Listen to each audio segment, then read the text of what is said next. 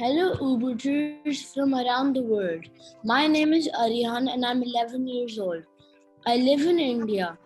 Welcome to our Oboot session where me and my co-host Marush, who's 10 years old and lives in Tunisia, will be interviewing our guest changemaker, Timur Topalgoekceli, who currently lives in the United States in Cambridge.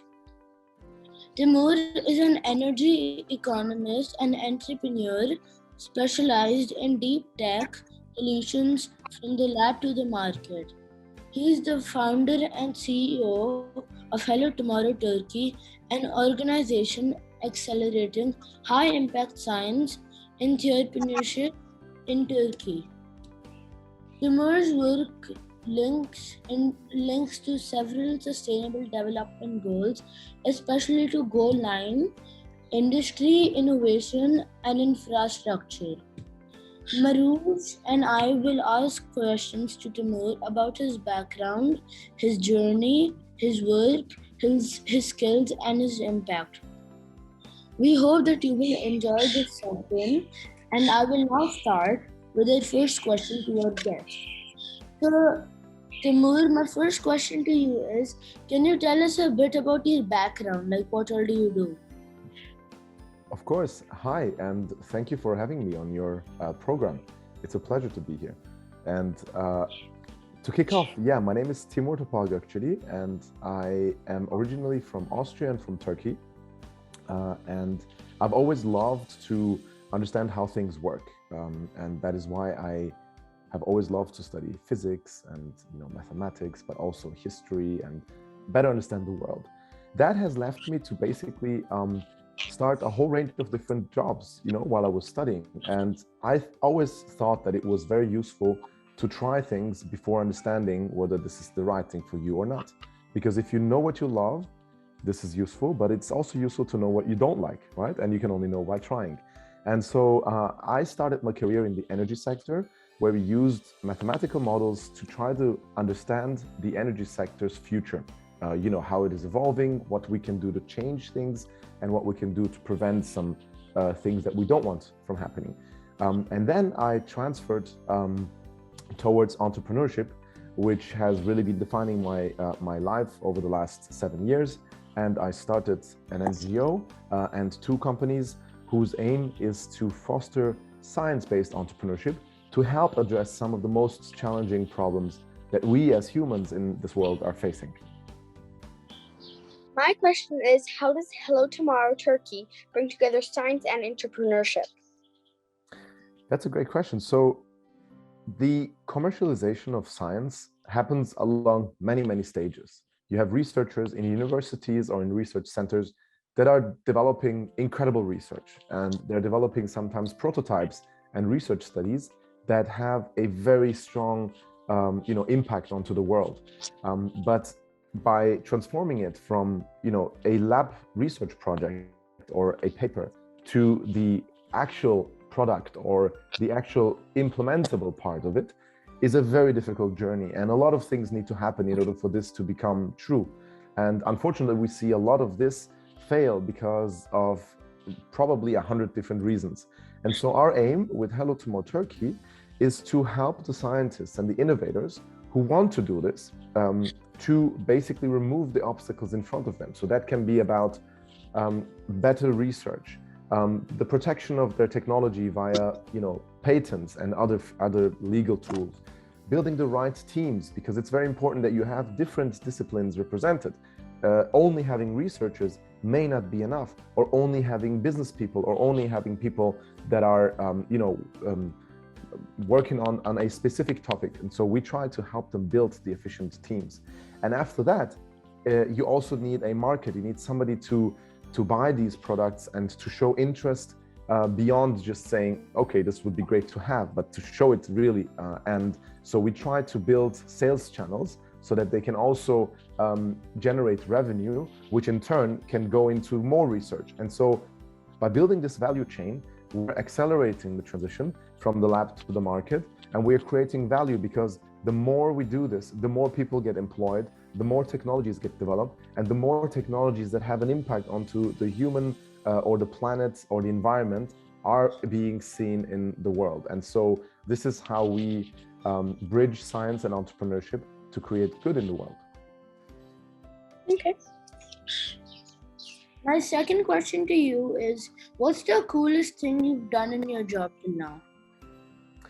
The coolest thing that I've done in my job, there are many things. The single coolest thing is not so easy to find, but I would say it is really to see the idea happening. You know, when you see something on paper that, you know, looks great and sounds great, but which just in reality, when it's, for example, a robotic, you know, product, or when it is, you know, some software system, or when you see a demonstration on the stage of a project that you've been working on, that is probably the coolest thing.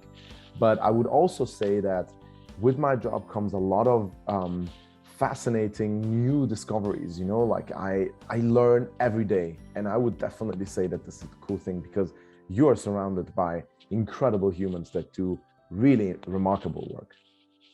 Wow, like even I want to be like you when I grow up now. My second question is, what do the leaders of Sandbox do?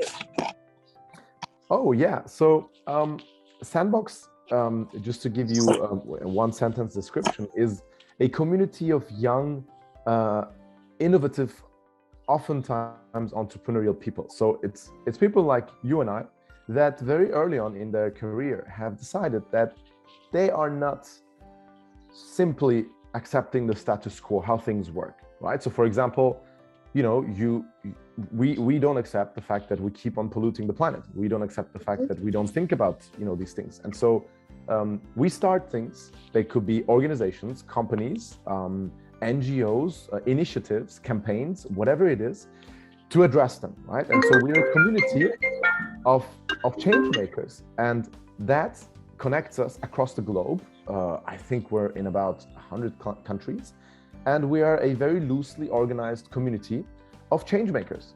And we organize calls like you do in order to bring those change makers together, and we exchange also our problems. So for example, I say, hey, you know, I've been trying to do this, Marush, but yeah, I have failed, you know? And then Arihaan says, hey, you know, have you tried doing this angle? Because maybe Arihaan has another experience that can help me and I haven't been able to see it. So through the network's power and the community's power, we help each other create change for good. And we're all a community of very, very, you know, passionate people that really want to address the problems, and certainly don't just, you know, cross our hands and lean back and say, okay, this is how we accept the world. We really want to bring change. And so that community has been very important for me as well. I have met lots of great friends that we've also worked together with. Okay. Thank you for the inspiring. So my next question to you is, do you enjoy being famous? I'm not sure if I'm famous, but you know, the thing about the virtual visibility is you can reach a lot of people, right? So here we are, you know, the three of us, and when people watch the video, there will be maybe several hundreds of us, or maybe more. And so by virtue of being seen, your message gets amplified, right? And so I would say that part is very enjoyable, because if you do good in the world, right, you want more people to see it. And yeah, but then again, you may want to you know, also ask you know, some very famous you know, artists or so, how they feel about it, because when you have hundreds of millions of people, you know, that know you, then I'm sure that the effect is very, very different. But I would say that I believe so much in what I do, and I love so much what I do, that the more people that see it, the more I'll be happy. I think you're famous for like what you, for the good things that you do. So, okay, Marush, the next question's for you. Okay. What is kinetic energy? Yeah, so kinetic energy is basically energy in the form of movement.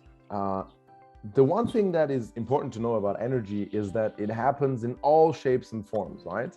So if I just rub my hands, the heat that I generate is energy, right? The cells that we use every second, they produce energy. Or, if I just turn that light on and off, this uses energy in the form of light. So you can have energy in the form of heat, in the form of movement, in the form of light, in the form of propulsion, etc., etc. And kinetic energy is basically all forms of energy through movement.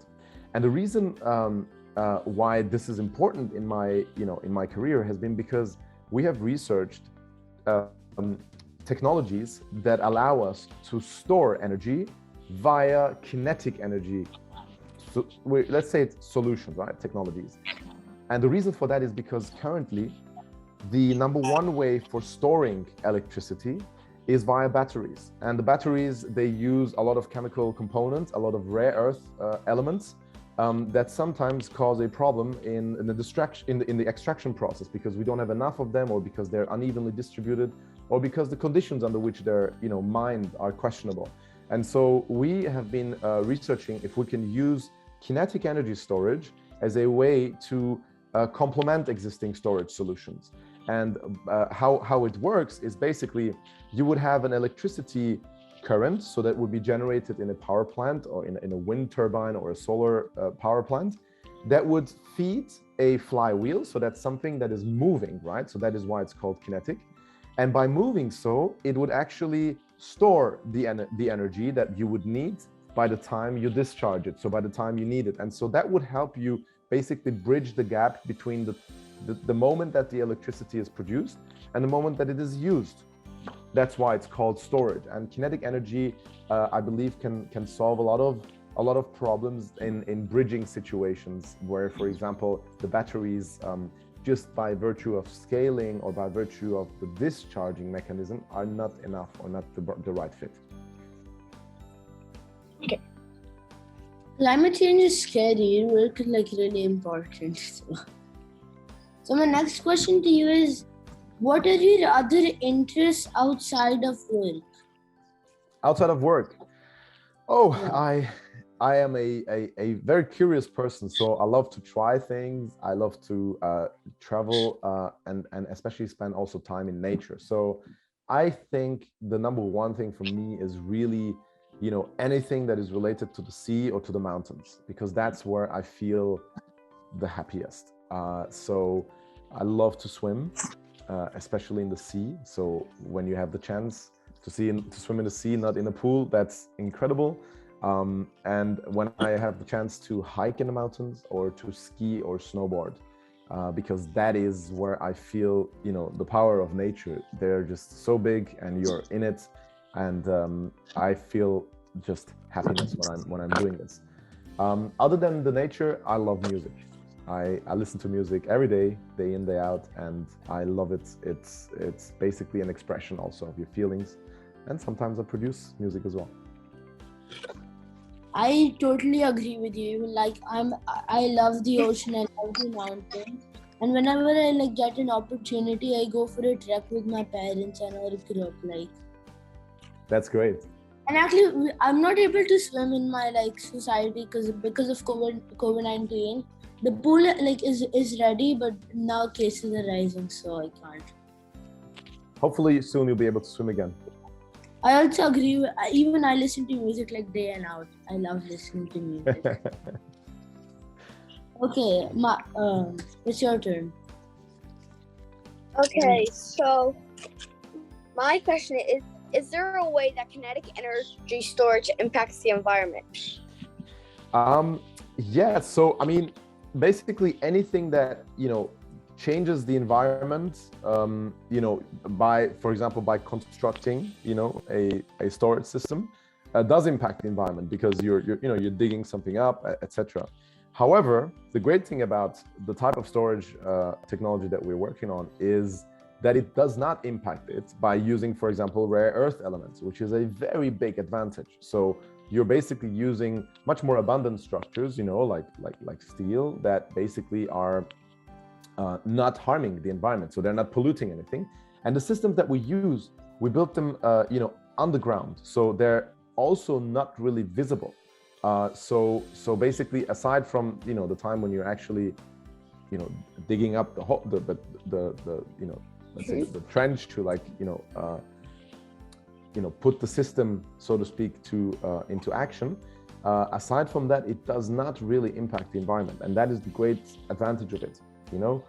So you don't store huge containers of batteries out there. So you basically, the aim is to build this in a vacuum tube, and to have this submerged so that it's not visible.